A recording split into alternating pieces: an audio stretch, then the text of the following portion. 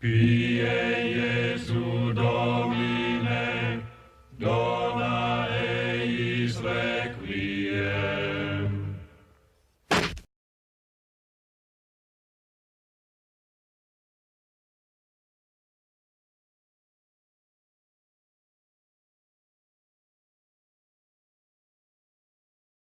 Why is it that every time someone makes even the slightest criticism against your precious religion, you immediately go on a no true Scotsman warpath? I don't buy the premise of the question. I don't think that I'm on a warpath. I'm trying to answer your questions as honestly as possible from my understanding of my faith. I could equally, turn around and point the finger at atheists. I've been attacked numerous times. Idiot, superstitious, moron, primitive. I hear about the flying spaghetti monster one more time. It's going to put me off Italian food forever.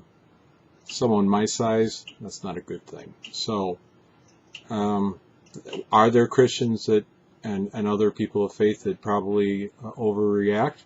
Yes. Why? Because it's important to them. They're human. Does everybody? No. You're generalizing. I know, just as I wouldn't say all atheists do something, all atheists act one way or another. If they all acted as the worst of them, I wouldn't follow so many of them. So I think the premise of the question is just overstated and needs to be reconsidered.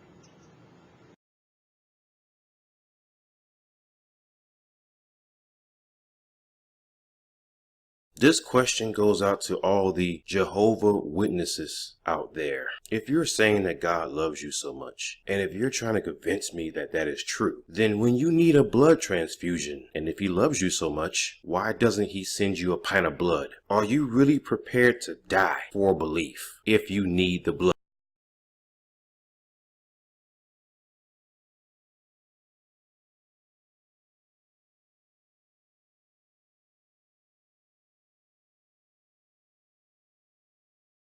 A key feature of science is its ability to adapt to new information and edit old ideas that didn't work into better ones that more accurately represent the world. What happens when evidence comes to light that doesn't fit with what your text claims? Truthfully, I've yet to run into that problem. There are enough scientists, theologians,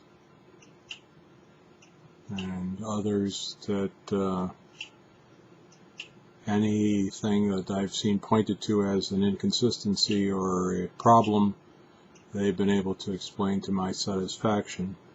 A general assumption is that if you're a scientist, you're not a Christian. I would suggest just going to Wikipedia for a simple list of living scientists who are also leaders in their field and just happen to be Christian as well. So if you want to point some out, I'll do some research. But everyone that I've found to date, I've been able to track down counter explanations for. So it's not that I'm not interested in hearing them. It's just my questions have been answered when I've had it raised, something raised that supposedly should undermine my faith. So feel free to post a response, comment, or video, or just send me a private message. I'd be interested in hearing it. Thanks.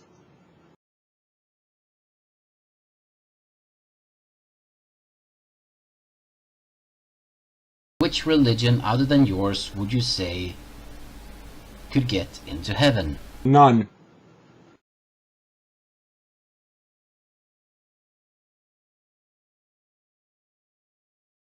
When questioned with the plausibility of your beliefs, why is the default response always that it's too big, too great for us to understand? That doesn't seem incredibly convenient of an answer for you to say, like, it's just an easier way to convince yourself that you're right. Oh, I don't need an answer because I couldn't understand it possibly because I'm just human. I'm just a lowly little human. God is so much bigger than we could all understand. And a follow-up for that, if God is so much bigger than we could understand and so much more complex, why bother? We can't see it. It's outside of our realm of understanding and knowledge and even plausibility with what we know. What's the point?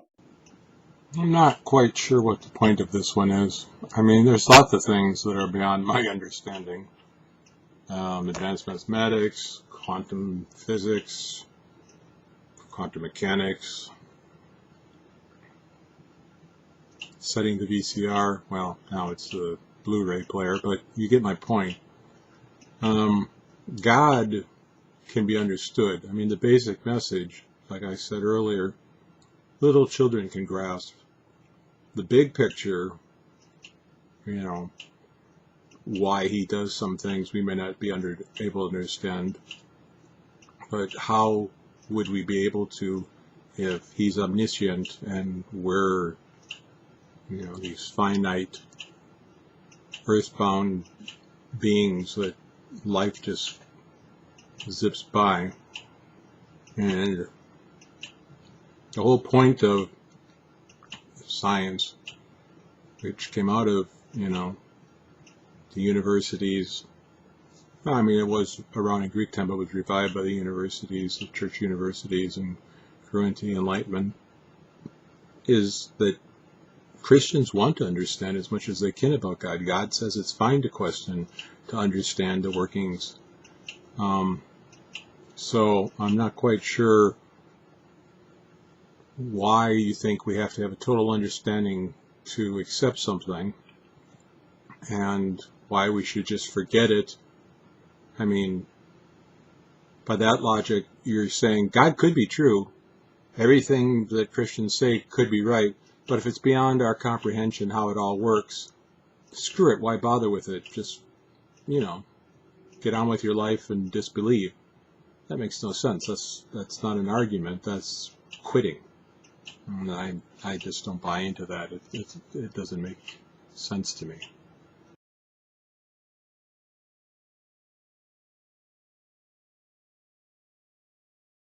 Why do you claim that atheism is a religion if it does not require a congregation to not believe in God?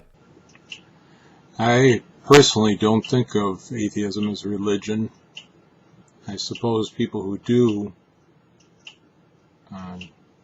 so because it involves so much faith in things that haven't been proven yet. But to me, it's a belief system, but it's not a religion.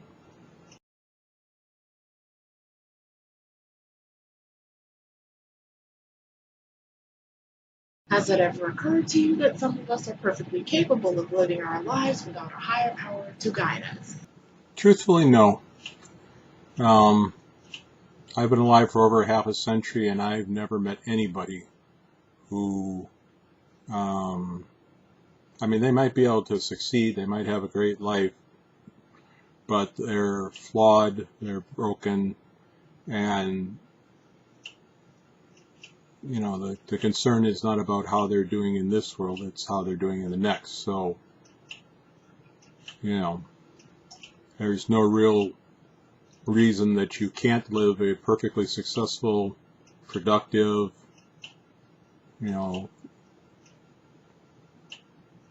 compassionate life even, but you're going to fail. I mean, you're going to fall down.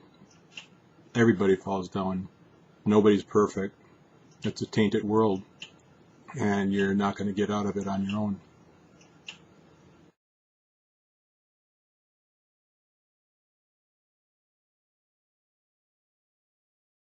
Why do religious people always seem to go to the "look how much we donate to charity" as soon as someone starts pointing out all the bad things done in the name of your religion? Okay, I don't want to be nasty about it, but that's really a duh question. I mean, if somebody's attacking and listing all the bad things that something does, then you try and show the balance of what good things they've done. And also, when it usually comes up in discussions I have, I show how many of the good things that are done are Christianity, and how many of the bad things that have been done are Christians. As I pointed out before, they're two different things. You can have a long list of any religion that's done wrong, but does it line up with what their belief system is supposed to be? Same with their good works. They're not just an offshoot, a happenstance. Are they fulfilling the things that they say their religion wants them to do?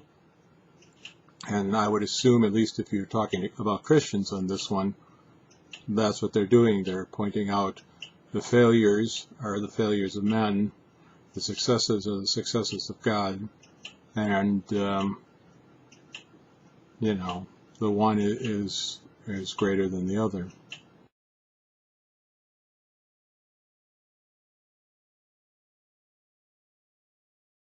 I don't have a super broad question for religious people, but I figured since I'm an American, Cole Beasley, America's team, I got a Captain America shirt in the closet, got my flags, and I'm American and I generally love everything America. And my question for religious people in America, especially the Christians, is why do you always claim that the United States was founded on Christian principles? Because it wasn't. It was founded on classical liberal principles. Something we call today a little bit different. We call it libertarian principles. Because the far left, or a lot of the left and the right, have gone completely off the rails, and they really don't know what the hell they're talking about a lot of the time.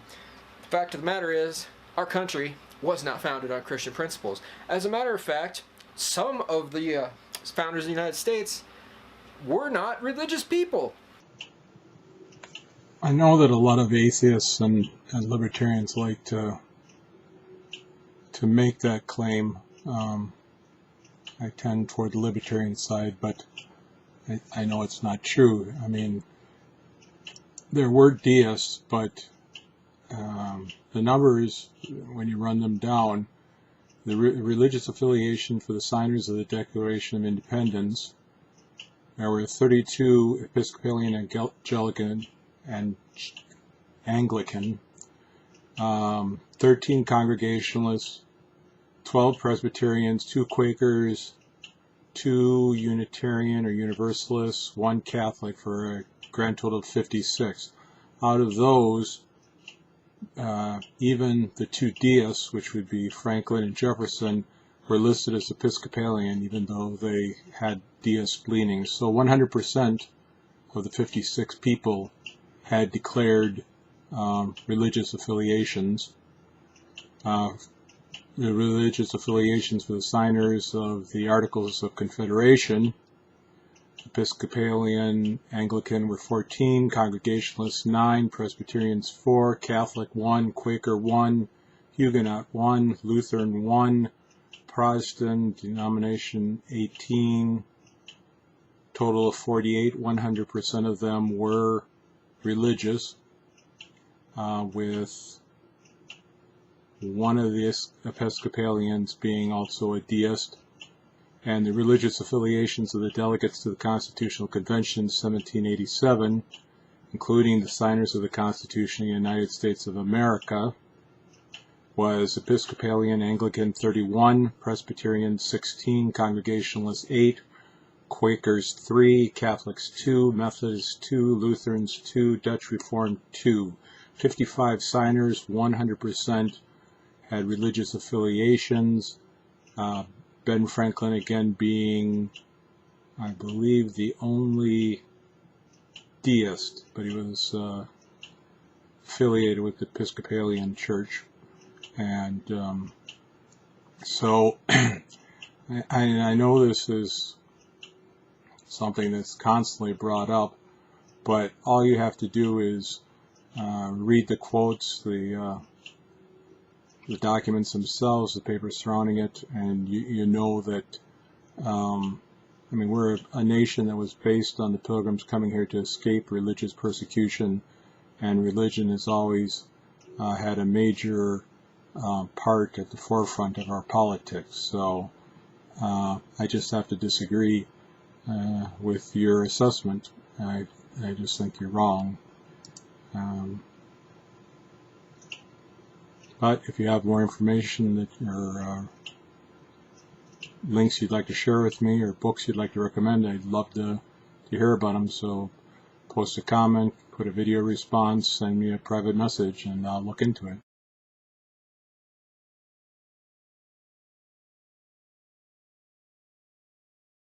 If the Bible has over 100 different translations into English, why do you still worship that message as the gods? I would truly like to answer this question, but I have no idea what you're talking about. Sorry.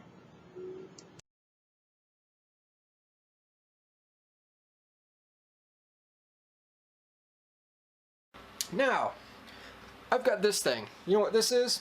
This is a pocket constitution. I have 3 of them. I keep one in my room, one in my backpack for my coming and going in and out of school and interviews and whatnot, and one in my ride in case I have to slap down a cop for something or other, which I've never had to do, fortunately, because I don't act like an idiot when I get pulled over. But anyway, there's this little thing in the Constitution of the United States of America. You may have heard of it. It comes right before the Second Amendment, which I know you've heard of. By the way, I'm a fully 100% supporter of the Second Amendment, the way it is written here. But it is the First Amendment. The First Amendment states, Congress shall make no law respecting an establishment of religion, or prohibiting free exercise thereof, or abridging the freedom of speech, or of the press, or the right of the people peaceably to assemble, and to petition the government for a redress of grievances. Now, this means that it is written into the Constitution, the very first amendment, the very first change to the Constitution, that the government shall not show favor towards one religion or another. Okay? That very simple paragraph, this little tiny paragraph right here, it's not very long, it's pretty easy to read, and it's pretty easy to understand in my point of view. The United States was founded on the principles, like I said earlier, of classical liberalism. Okay, that was interesting.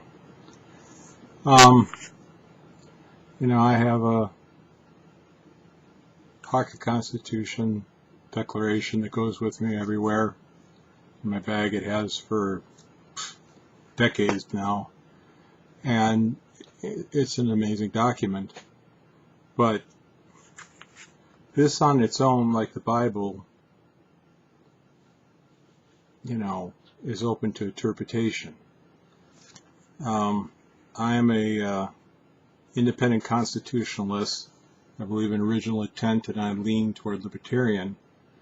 And the document, you know, you quoted it fine, but unless you know all the stuff behind it, what went into the decisions, what led to the framing of our Constitution,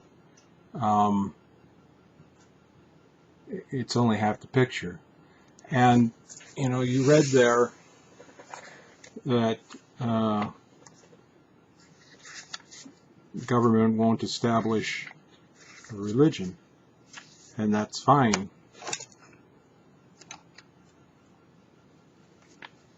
But the problem is that, you know, it's a freedom of religion.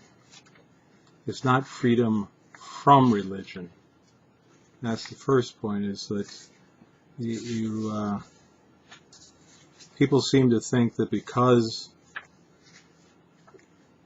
you know, Thomas Jefferson wrote a letter that's been totally misinterpreted about the separation of church and state, even though he wasn't even a part of the Constitutional Convention. They just love that phrase and they've latched onto it.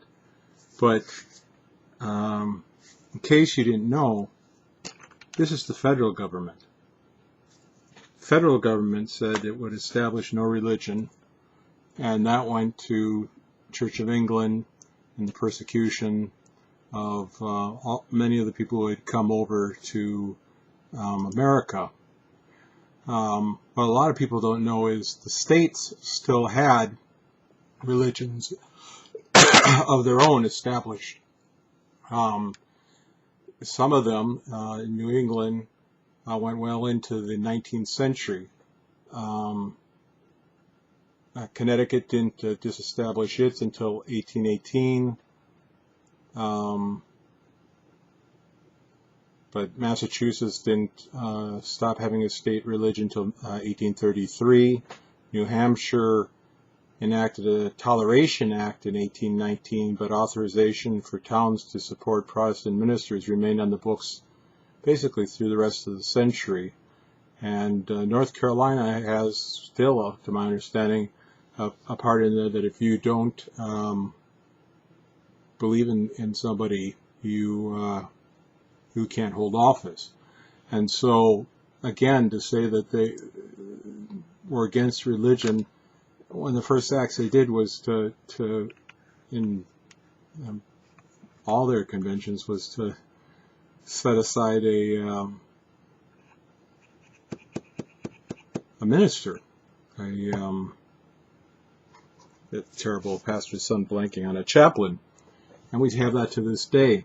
And they open with prayer. It wasn't that they were against religion. It wasn't about separating religion. It was about not establishing a religion. And so the drift that the courts have taken, and there's plenty of books just on the courts, the drifts that the courts have taken on original intent of the framers is what's led many people to believe that there's supposed to be this wall, and that religious folk are not allowed into the public square of discussion. And that's just silly. It's just BS. It's not historically accurate. Many of the first calls for independence happened, were delivered by ministers in churches throughout New England. So, you can say over and over again that it was, liberal and not, that it was secular and religion had nothing to do with it. But that's not what it was. That First Amendment is not to protect the people from religion. It's to protect the religion from the government, because they took the religion seriously.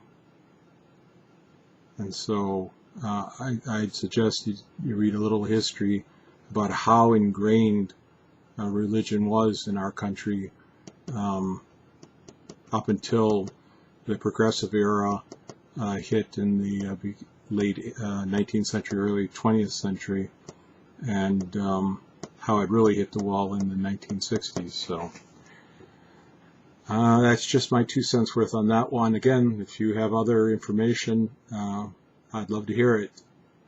Thank you.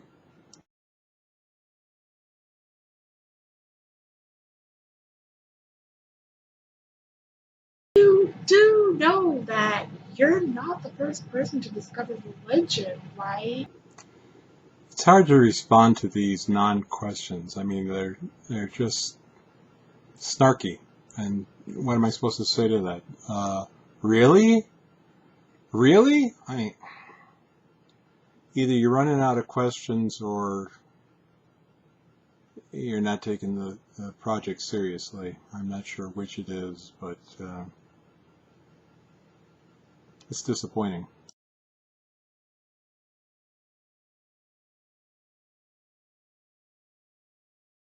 If your holy book and the clergy are always right, how come so many things has been changed by science over time?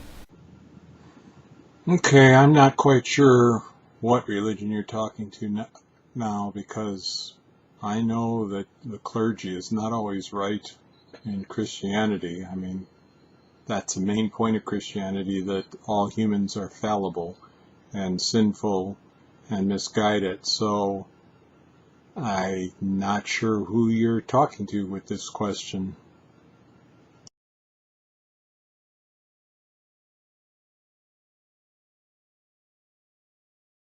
When factual evidence comes to light that directly disproves an aspect of your holy book, suddenly it's an allegory and was never meant to be taken literally.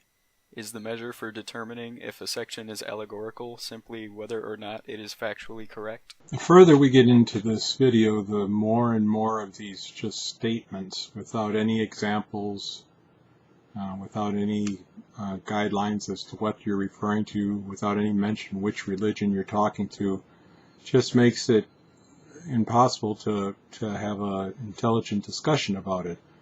If you want to give more specific examples, as I've said before, I'd be happy to look at anything you have to say in the comments, or video response, or a private message. So otherwise, I don't know where to go with that question.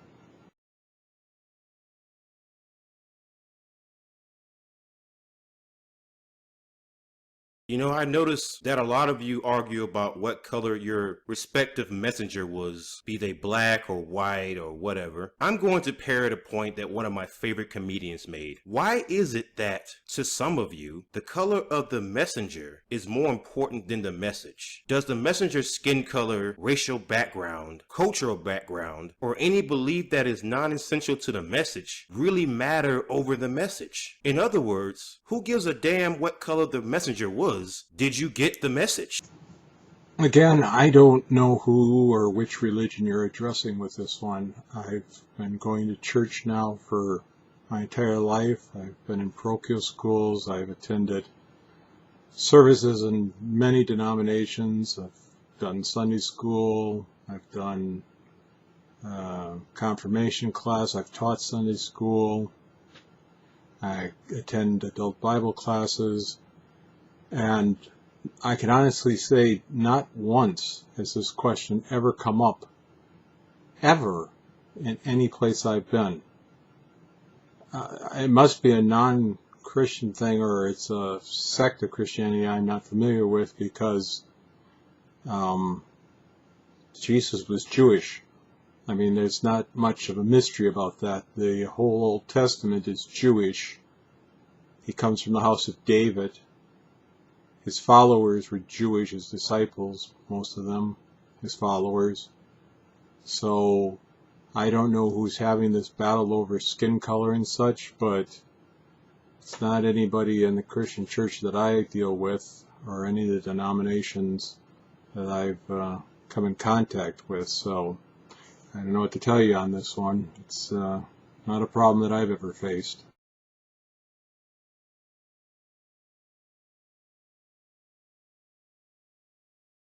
Do you really think a being created us knowing what we would do only to punish us for those things after we do them? I mean, especially if you're going to be one of the people who thinks that all non-religious people go to hell or some other deadly, painful dimension of eternity. I mean, if that's the case, why create non-religious people? Because if that is true, if God created people, some of whom are non-religious, wouldn't that mean he did it with the intent to have some of those people burn for eternity? And wouldn't that speak a little ill of the character of your God? Oh, Jesus.